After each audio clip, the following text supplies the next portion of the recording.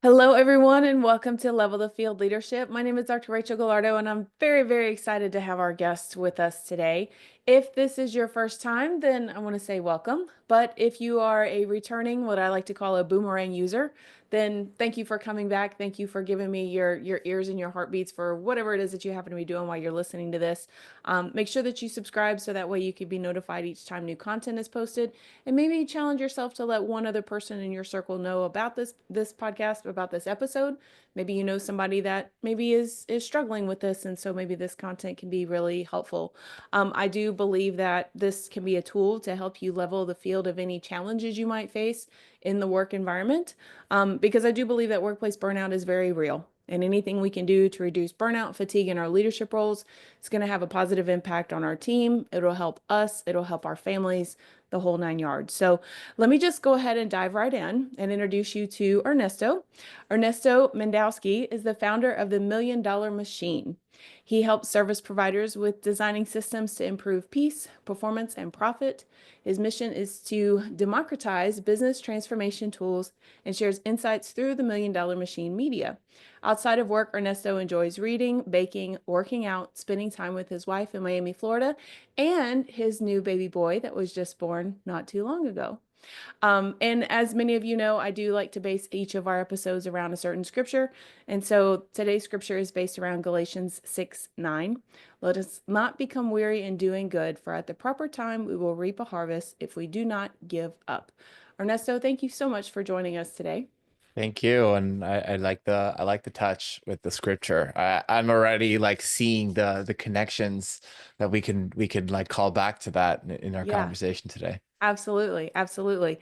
So your book, Momentum Multipliers, it's all about creating this momentum to help move you forward. So let's just dive right in. What strategies do you use to create and maintain momentum whenever you are trying to drive changes with your team or with the organization as a whole?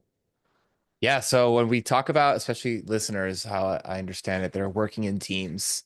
So one of the biggest problems that any employee has in an organization when they're trying to create that momentum is when they're even trying to understand what's the current status of a project. They have to check their emails, they have to check their Slack, they have to check their project management tool, they have to check the phone calls that maybe they've received. And it's like synthesizing all that information by across four different platforms is already stopping the momentum. Mhm. Mhm. And so, to create the momentum, teams must consider like how can we actually consolidate our communication to one platform, maybe two, Mhm. maybe. But that's like the first step. Like, how do we consolidate our communication so that people can stay in flow while they're trying to do their work? Yeah. If I've got to go to 15 different places to find the answer to the one thing that I'm looking for, that's definitely going to interfere. And imagine multiplying that over every single day, week after week, month after month, year after year, like how much of our momentum is totally lost just because we're having to click around to find what it is that we're looking for. Exactly. Yeah. Yeah. So how do you identify? I mean, we just talked about one potential obstacle right there, but how do you find other obstacles that could be slowing down the team's progress? Well, in my book, I talk about five recipes. So the five recipes starts with the core offer, the transformation that you're delivering. The next one is around connection with creating partnerships and sales. Then is communication, which is getting the word out there through marketing. I think these three things typically you have an entrepreneur that's reading this information because they're doing either one of those three functions. But it's the fourth recipe where teams and organizations have the most opportunity for growth, but also the most opportunity for stagnation and overwhelm. When it comes to actually setting up the goals and using processes and using tools and using all this information, getting it all in one place is where uh, we ask the question. And so getting organized, just asking the question of what does it mean to be organized as a team just unearths the opportunities for people for themselves. And so Hmm. that's a question that I do like to invite listeners and teams to consider like, what does being organized look like? And just asking that will, help you solve your own challenges. Mm-hmm. Mm-hmm. And quite frankly, that point is kind of connected to the second point about building those relationships. And, in the formal world, we call it networking, but you really do have to get to know the people that are on your team if you're really and truly going to do this effectively. So how can we kind of, because I mean, American culture is very much, task oriented, very transactional. But how can we slow things down to really make this a lot more personal so that way we can have those deeper conversations? What I like to do in my teams and what I teach clients is you use live time with people like you and I right now to like actually connect, right? Like we are on so many digital tools, we're on emails. We should, and I use the term very lightly, we should be good at communicating. We should be able to like communicate our points across the board Sure. via written text or written status updates or written blockers or issues, right? But when we actually come together, it's like, hey, Rachel, how's your personal life going? I will share with you how my baby's going. I want us to connect over that stuff before like, all right, let's get into the business. And people are Right. so used to getting to the business so quickly Yeah. that it almost, I don't know if you start first with the culture change of like designing the meeting or with the setting up the tools. It's really like kind of like a chicken or the egg question. Right. Yeah. Yeah. Well, and I think a lot of people, they're just very hesitant of being vulnerable. Like, I don't want to share with you what's going on in my personal life because then maybe you're going to use that against me, or maybe you're going to, think that I'm not capable of doing my job, which is all nonsense, but we have like these invisible walls that we're just afraid to open up to other people. Which is nonsense, but also hot take. I mean, how is leadership reminding their teams that, hey, this is a work environment where we are humans and we are like speaking about this stuff? Like, is the Right. CEO talking about, you know, the birth of the baby or, seeing his son or daughter's like dance recital? Like, is the CEO sharing their personal life? Yeah. You don't have to be an open book and share everything, Sure. but snippets are signals that like tell people like, hey, it's okay. It's okay to talk about your Sure. personal life. Sure. You obviously use discretion, but Right. if the Right. CEO's doing it, why can't you? Right. No, I was actually at a leadership development workshop just last week, and the the leader of the organization, she was in the middle of talking about something, and all of a sudden she's like, "Can I get a Kleenex? My allergies are just they're driving me up the wall and I'm dripping and can does somebody have a Kleenex?" And like five people like dove into their bags and came out with all these Kleenex and stuff. But I just thought that that was a really beautiful moment of just, hey, I'm human Humanity. and I need another human to help me with this problem that I'm having so that way we can continue this forward. It was comical, but upon reflection, I really applauded her for doing that. Yeah. Have you ever heard of the concept of self-management? Yes. So there are different flavors of self-management styles. In one of them in particular, I mean, the listener may not know, like holacracy is one of the flavors of them.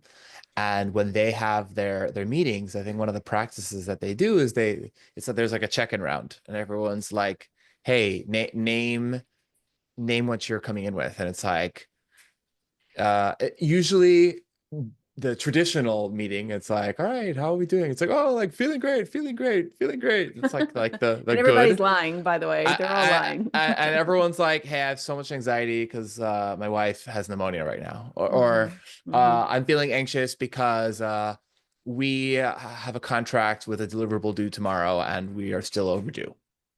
Feeling anxiety, and just like naming it already brings your humanity to a meeting where everyone like already has an awareness for what we're coming in with. We don't have to fix everyone, Right. but even just that is like, okay, this is what we're coming in with.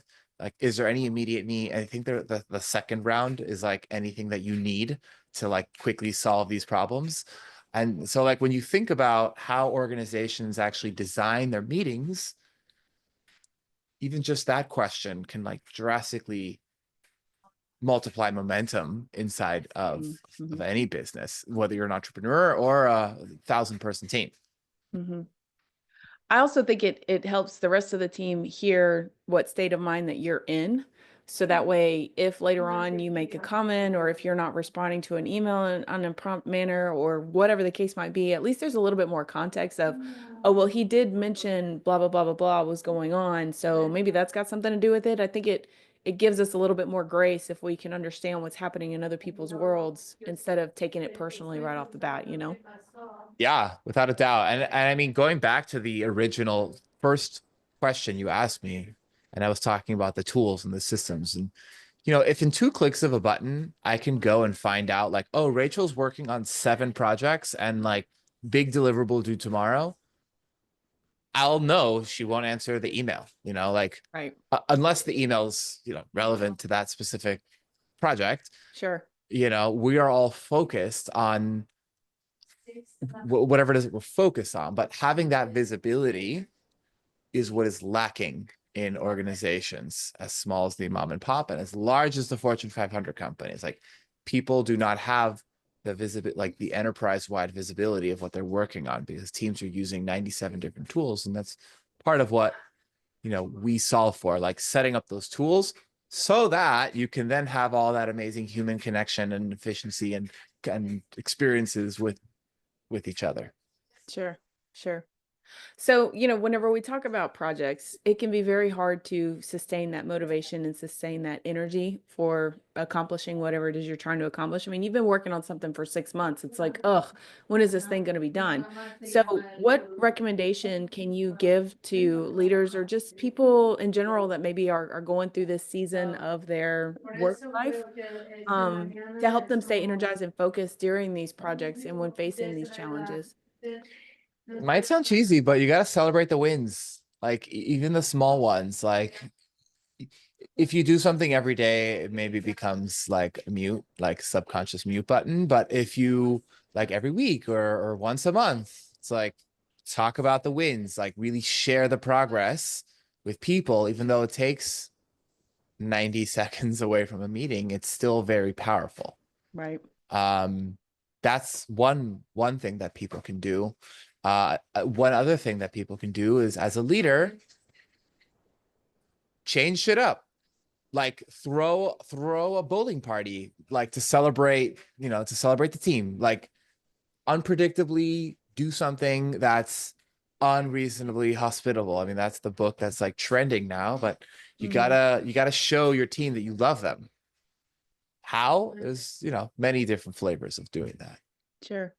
I saw a video on Instagram. The CEO told the organization that if anybody in the company could make like this ridiculously long putt that it was like in this hallway of their organization, if somebody could make the putt, that everybody would be able to go home that day. And so they literally spent time like strategizing and practicing and things like that. And one guy was like, all right, I'll do it. I think I can do it. I think I can do it. And sure enough, it was like a 25, 30-foot putt and everybody was there. They had like a Zoom streaming or whatever. Wow. And like he he nailed the putt and everybody just and the CEO was like, all right, everybody go home. See you on Monday. That's literally a story that's gonna like be in the hallways for like eternity, Right.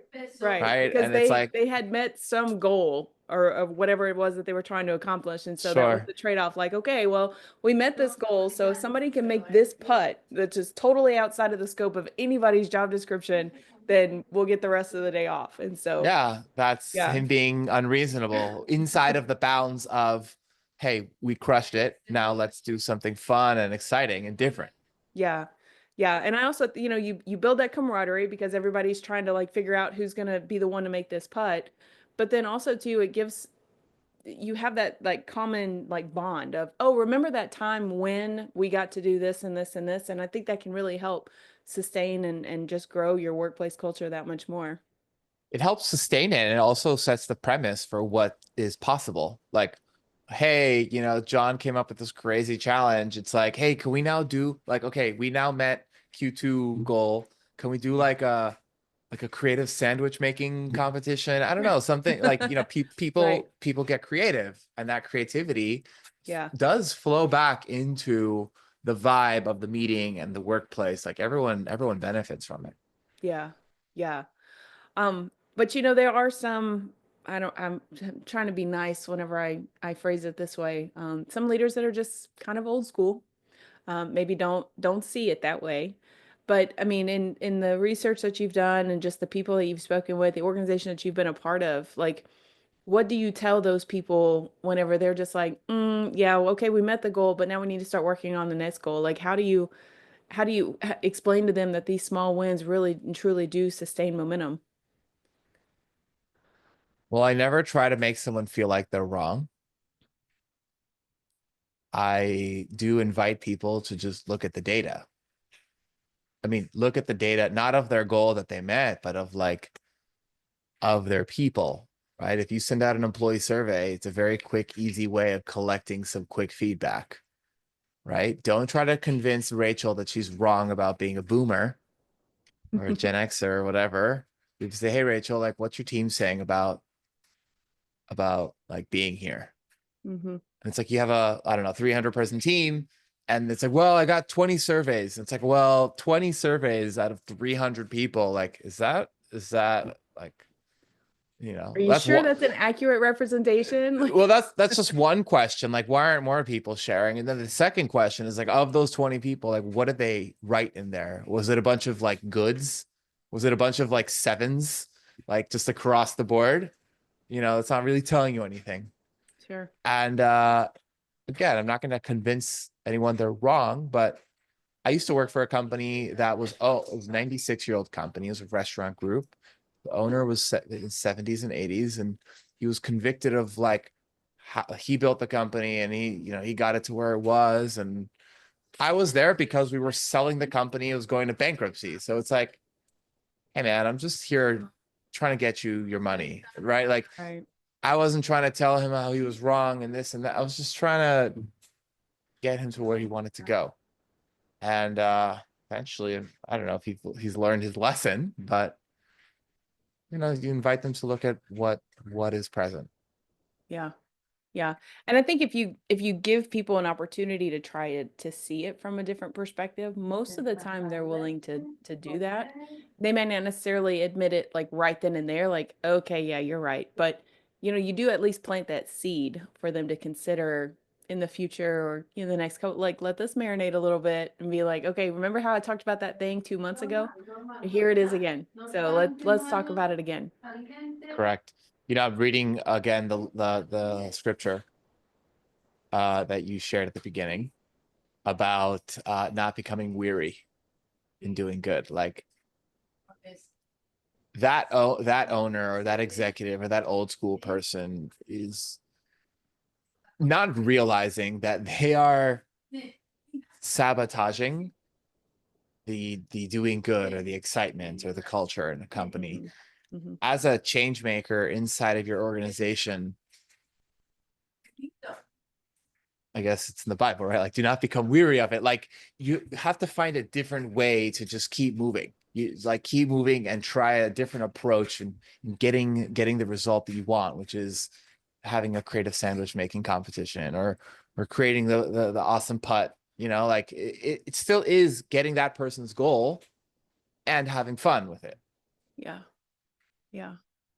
So how do you push, or I don't want to say push, but how do you balance this need of, keeping the momentum going and kind of keeping our foot on the gas so that way we can accomplish whatever it is we're trying to accomplish, but then also not burning out our teams or, well, first of all, burning ourselves out, but then also too burning out our teams because there's a very delicate balance that's there. How do you balance those two things?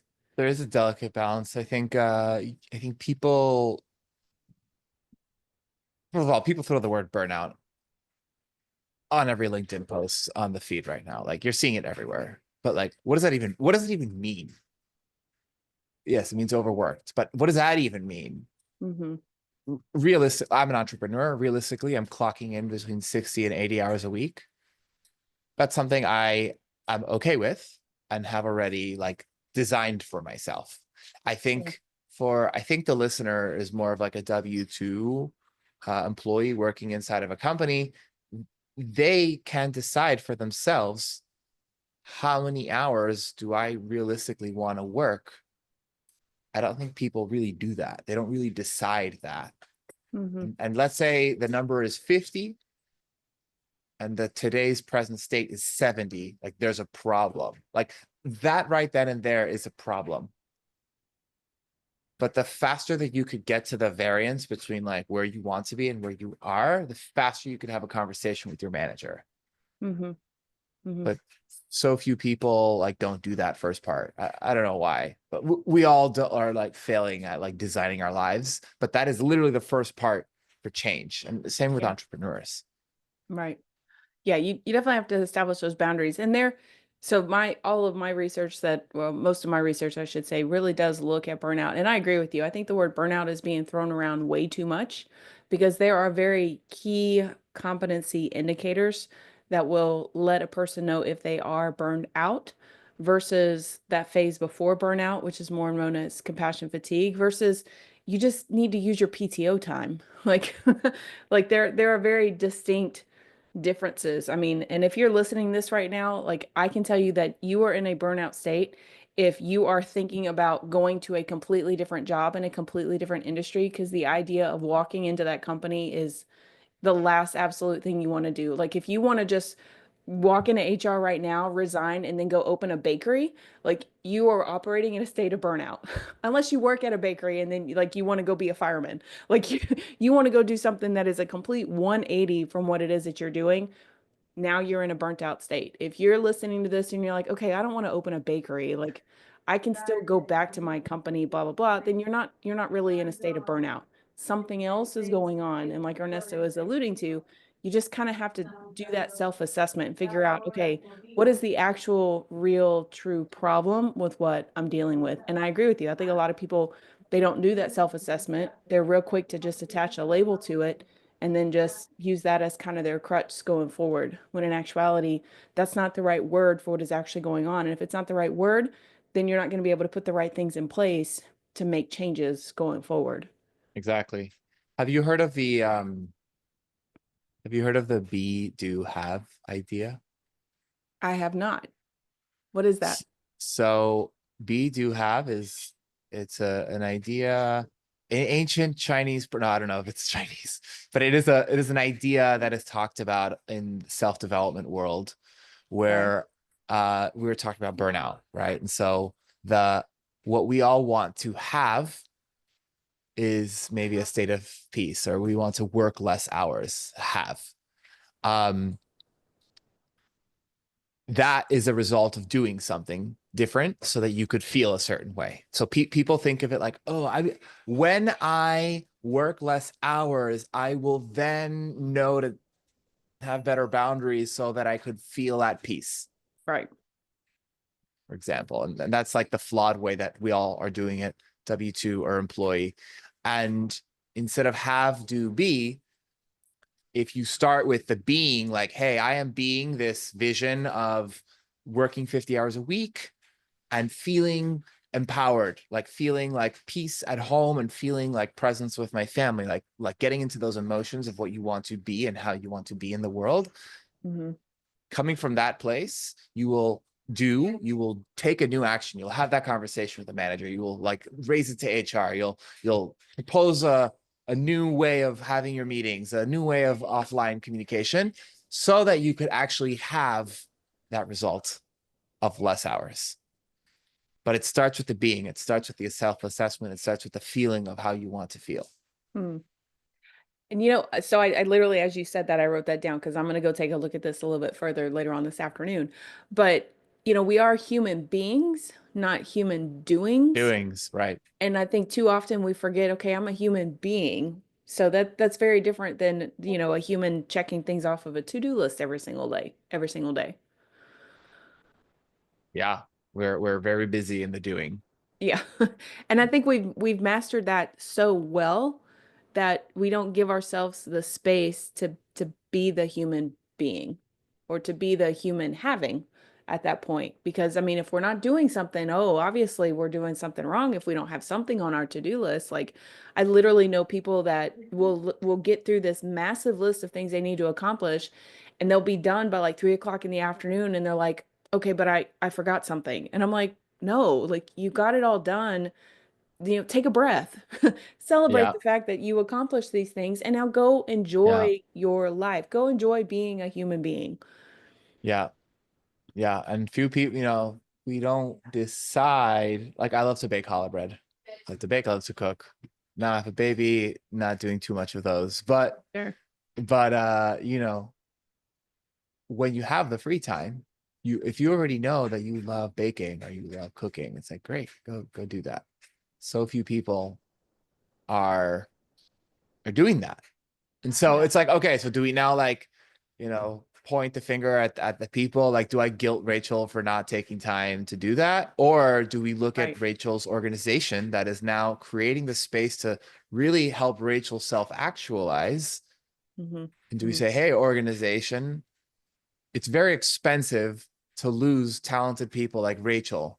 Have you ever considered creating a human capital program to really help them self-actualize? It'll decrease your whatever, all these things. I don't have to go into like the Hmm. whole business pitch, but organizations also have a responsibility for helping their people, reminding their people to invest in their $500 fitness credit, you Sure. know?